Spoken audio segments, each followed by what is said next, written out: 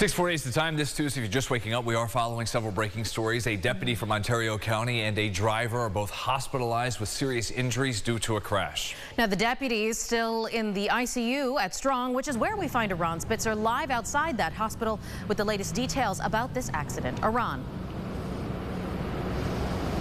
Yeah, guys, so as of right now, we are told that Ontario County Sheriff's deputy and that other driver are alive, but we're seriously hurt. Now, as you mentioned, that deputy in the ICU and the other driver stable, but with a leg injury. Now, the sheriff's office tells us just before 8 last night, a state trooper was in the middle of a roadside arrest on State Route 5 in Canandaigua when they called for backup. That's when a sheriff's deputy from Hopewell started making their way down to the scene. We're told as the deputy traveled westbound on Route 5 in emergency mode, they collided with the SUV traveling eastbound. The deputy suffered serious injuries and was freed from the vehicle by a sheriff's sergeant and a firefighter. They were then rushed to the hospital where they underwent surgery for several hours for internal injuries.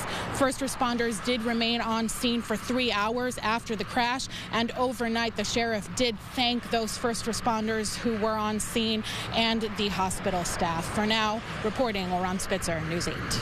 Thank you for that update, Aran. In further breaking news overnight, Rochester police say they're searching for this driver who ran a car into a home on Brooks Avenue.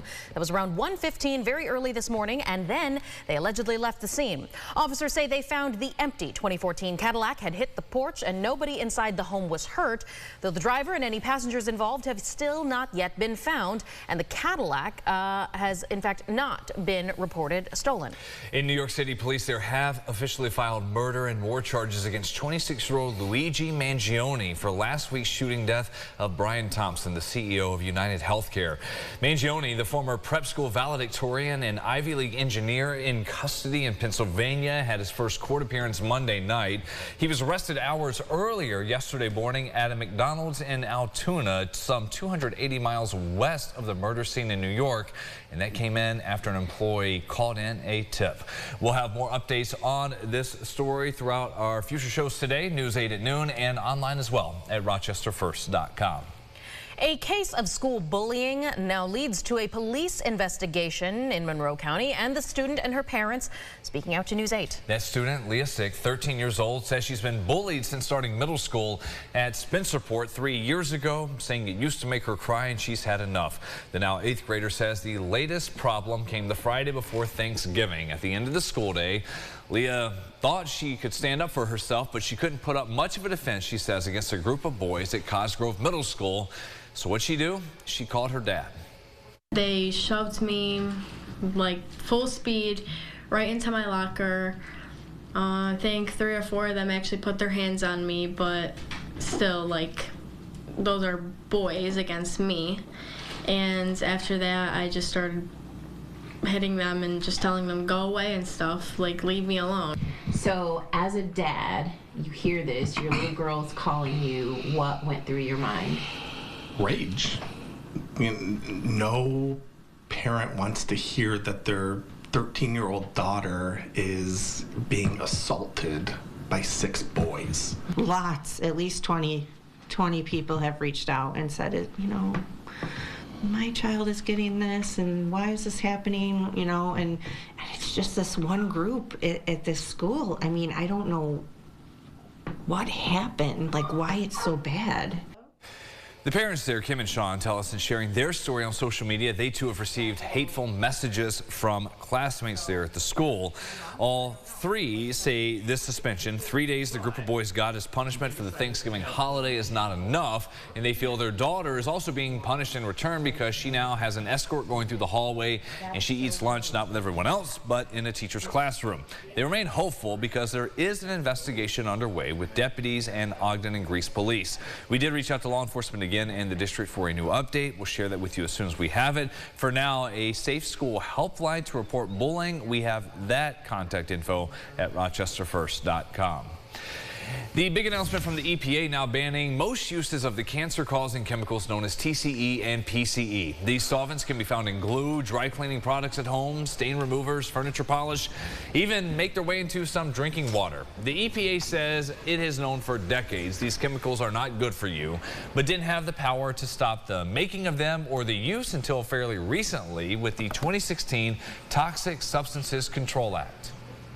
Finally, for the first time in a generation or two, we're actually taking meaningful action that we wish we could have taken years ago to address the way chemicals are made and used, so that we're not left cleaning up the drinking water, getting the chemicals out of the air, cleaning up the contaminated soil. We're trying to address the risks from the beginning before it gets into the air, water, and soil in the first place.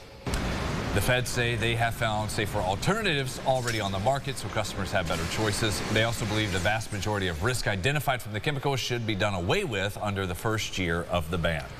Following this tragic loss of a 12-year-old boy who fell through the ice at a pond in the Albany area over the weekend, first responders stress the importance of safety this winter. And they say with a lack of deep freezes in recent seasons, it's more important now than ever.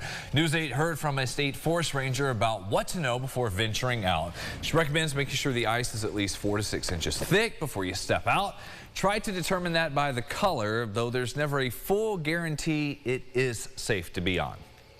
A good rule is if it's clear or black, that's usually a sign that there's been a good hard freeze, and that ice tends to be safest or a good point to enter the water body.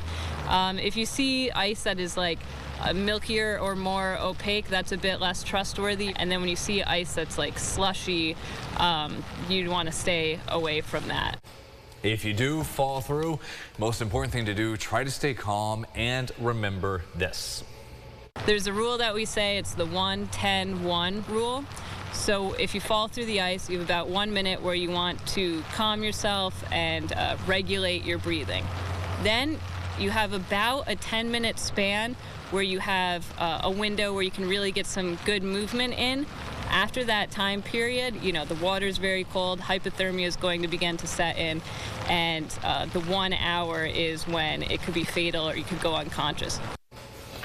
She advises never go out onto the ice alone. If plans do change, something happens, remember to tell someone about your destination and expected return time getting back to land. Sunrise traffic here at 6:55 before we get a final check of that forecast. One issue 390 southbound at Brighton Henrietta Town Line Road. The other thing, a water main break in Fairport, meaning no school today, the district announced for kids at Minerva DeLand. Forecast there, James, for this Tuesday. Yeah, we've got warm air right now. It's that's going to remain in place through this afternoon, through tonight, even through the first part of tomorrow. Scattered rain showers coming in likely this afternoon, but scattered kind of the key word, not area wide. And then there's that cold blast late week. You can see it with the snow and that flag. Stands out. Changes on the way. Does. We'll have updates coming your way at 7:25. Have a great day.